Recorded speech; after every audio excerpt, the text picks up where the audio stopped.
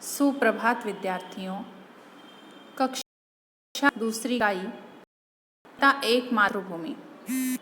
मैथिली शरण कवि है। मैथिली शरण जी का जन्म उत्तर प्रदेश इस राज्य के झांसी शहर में 1886 को हुआ और इनकी मृत्यु 1964 में हुई। मैथिली शरण गुप्त जी खड़ी बोली साहित्य में मील के पत्थर माने जाते हैं। मील के पत्थर इसलिए कहा गया है क्योंकि जब बोलचाल की हिंदी में लिखने की शुरुआत की गई तो उसे खड़ी बोली कहा गया और इस भाषा में लिखने वाले महत्वपूर्ण कवियों में से एक ये माने जाते हैं, इसलिए इन्हें मील का पत्थर कहा है। इनकी रचनाओं में राष्ट्र के प्रति प्रेम की भावना दिखाई देती है। भारत के गर्व करने लायक इतिहास के बारे में इन्होंने लिखा है। भारतीय संस्कृति को महत्व देते हुए उस पर भी साहित्य रचना की है। इनकी कृतियों में इतिहास में जिन नारियों की उपेक्षा की गई ऐसी नारी पात्रों के गर्व को बढ़ाया है। इनकी प्रमुख कृतियों में महाकाव्य है साकेत, खंड काव्य है यशोधरा, जयद्रथ वध, पंचवटी, भारत भारती और इनके द्वारा लिखा गया नाटक है रंग में भंग राजा प्रजा। इसके अलावा भी अन्य साहित्य प्रकार इन्होंने लिखे हैं। प्रस्तुत कविता में मैथिली शरण गुप्त जी ने हम सबकी मातृभूमि भारत माता के गौरव का गान किया है। यहाँ पर इन्होंने बताया है कि भारत भूमि विविध प्रकार से महान है। इसकी हरितिमा अर्थात हरियाली, इसके नदी सागर, यहाँ उत्पन्न होने वाले फल फूल, यहाँ पड़ने वाली चांदनी का प्रकाश, ये सभी बहुत ही सुंदर है। साथ ही ये हमारी जन्मभूमि है और इसकी विशेषताओं को कवि ने इस कविता में व्यक्त किया है।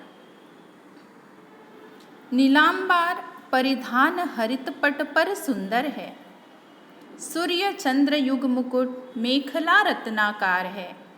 नदियाँ प्रेम प्रवाह फूल तारे मंडल है, बंदीजन खग वृंद शेष फन सिंहासन है। करते अभिषेक पयोद है, बलिहारी इस देश की हे मातृभूमि तू सत्य ही सगुण मूर्ति सर्वेश है। नीलांबर अर्थात नीला आसमान, परिधान अर्थात वस्त्र, हरित अर्थात हरा, पट अर्थात आवरण, मेखला मतलब करधनी और रत्नाकार अर्थात समुद्र, खग मतलब पक्षी, वृंद मतलब दल, शेषफन मतलब शेष नाग का फन, पयोद मतलब बादल, बलिहारी मतलब न्योछावर होना, सर्वेश मतलब सभी जगह रहने वाला ईश्वर। कवि ने यहाँ बताया है कि भारत माता के हरियाली से पूर्ण शरीर पर नीला अंबर उसके सुंदर वस्त्रों के समान है। सूर्य और चंद्रमा भारत माता के मुकुट के समान सुशोभित है और सागर माता की करधनी के समान है। यहाँ की सदा नीरा नदियों में जल के रूप में सदा प्रेम प्रवाहित होता रहता है। भांति भांति के सुंदर पुष्प माँ का सौंदर्य बढ़ाते हैं। जिस प्रकार राजाओं के दरबार में उनका गुणगान करने के लिए बंदीजन हुआ करते थे, उसी प्रकार विभिन्न प्रकार के पक्षी अपने कलरव से भारत माता का यशोगान करते हैं। हमारी मातृभूमि शेषनाग के फनरूपी सिंहासन पर विराजमान है। बादल जल बरसाकर माता का अभिषेक करते हैं। कवि इस देश पर बलिहारी जाते हैं और कहते हैं कि हे मातृभूमि तू वास्तव में सर्वशक्तिमान ईश्वर का प्रतिरूप है। निर्मल तेरा नीर अमृत के सम उत्तम है, शीतल मंद सुगंध पवन हर लेता श्रम है। षड ऋतुओं का विविध दृश्ययुत अद्भुत क्रम है, हरियाली का फर्श नहीं मखमल से कम है।